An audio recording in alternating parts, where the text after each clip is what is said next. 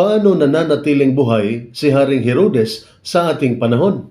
Ako po si Father Dion, ang Post-Catholic Chaplain ng Headquarters at Headquarters Support Group, Philippine Army.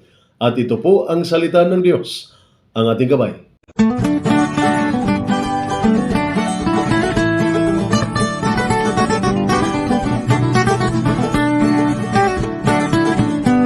Ngayon po ay December 28 at ginugunita po natin ang kapistahan ng Holy Innocents at ang mabuting balita ng Panginoon ayon kay San Mateo.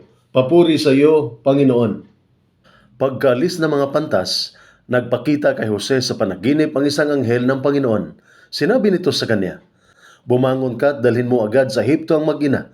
Hahanapin ni Herodes ang bata upang patayin, kaya huwag kang aalis doon hanggat hindi ko sinasabi sa iyo." Dali-daling bumangon si Jose at nang gabi ring iyon, dinala niya sa Ehipto ang mag-ina. Doon sila nanirahan hanggang sa mamatay si Herodes. Sa gayon, natupad ang sinabi ng Panginoon sa pamamagitan ng propeta, "Tinawag ko ang aking anak mula sa Ehipto." Galit na galit si Herodes nang malaman niyang nililang siya ng mga pantas, kaya't ipinapatay niya ang lahat ng batang lalaki sa Bethlehem at sa palibot nito mula sa gulang na 2 taon pababa, batay sa panahong sinabi sa kanya ng mga pantas. Sa gayoy, natupad ang sinabi ni Propeta Jeremias. Narinig sa Rama ang malakas na panaghoy. Tinatangisan ni Raquel ang kanyang mga anak. Hindi siya maaliw dahil sa pagkamatay nila. Ang mabuting balita ng ating Panginoon. Pinupuri ka namin, Panginoong Hesukristo.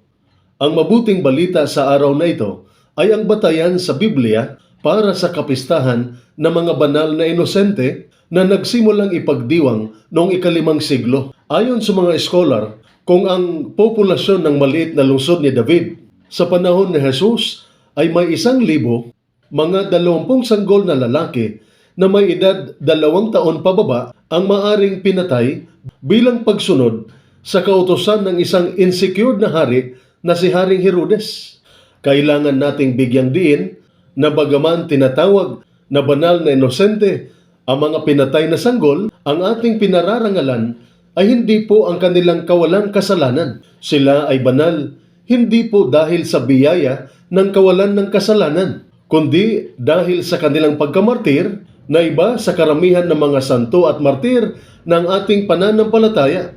Ang karamihan sa mga santo at martir na kinikilala ng simbahan at ginawaran ng espesyal na araw para sa pagdiriwang ng kanilang kapistahan ay nag-alay ng kanilang buhay ng may kagustuhan. Nalubos na batid ang dahilan ng pag-aalay ng kanilang buhay, ang kanilang matatag na pananampalataya kay Kristo na ating Panginoon. Ang pagkamartir ng mga banal na inosente ay may 2 natatanging katangian. Namatay sila bilang mga martir nang hindi alam at naunawaan kung bakit iyon nangyayari sa kanila. Namatay sila bilang tahimik na mga martir sapagkat ang kanilang pagiging martir ay walang binibigkas na salita. Wala silang kakayahang magbigay ng pahayag sa kanilang pag-aalay ng kanilang buhay para kay Jesus sa isang mabulaklaking paraan. Hindi tulad kay San Lorenzo Ruiz halimbawa na ngayon ay kinikilala sa kanyang mga huling salita. Sabi niya, "Ako'y isang Kristiyano at kung mayroon akong libu-libong buhay, ay iaalay ko ang lahat para sa aking pananampalataya kay Kristo." Pinapapatay ni Herodes ang mga batang inosente dahil sa kanyang takot na mapalitan sa kanyang trono ng isang sanggol na ipapanganak at magiging hari ng mga Hudyo. Sa ating panahon sa kasalukuyan, patuloy ang pagpapatay sa mga bata sa pamamagitan ng abortion.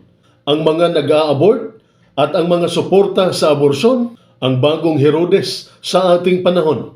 Wala silang respeto o takot sa Panginoon na siyang may-ari ng buhay ng tao. Ang mga pinatay ni Herodes ay napakakaunti kumpara sa dami ng mga batang pinapapatay araw-araw sa pamamagitan ng aborson. Sana'y makatulong tayo sa pagtatanggol sa mga walang sala at mga inosenteng bata, lalo na sa mga batang nasa sinapupunan ng kanilang ina. Ito po ang salita ng Diyos, ang ating gabay. Manalangin tayo. Ama sa langit, sa aming pagdiriwang sa kapanganakan ng iyong anak na si Jesucristo, kami ay pinapaalalahanan sa mga inosenteng buhay na nawala sa walang kabuluhang karahasan. Kung paanong iningatan mo si Jesus mula sa karumaldumal na karahasan ni Haring Herodes, hinihiling namin ang iyong banal na proteksyon sa amin bilang mga kawal na hukbong-katihan ng Pilipinas. Bigyan mo kami ng lakas ng loob na labanan ang kawalan ng katarungan at protektahan ang mga inosente. Patatagin mo ang aming puso at isipan habang ginagampanan namin ang aming tungkulin na ipagtanggol ang aming bansa at ang aming mga kababayan.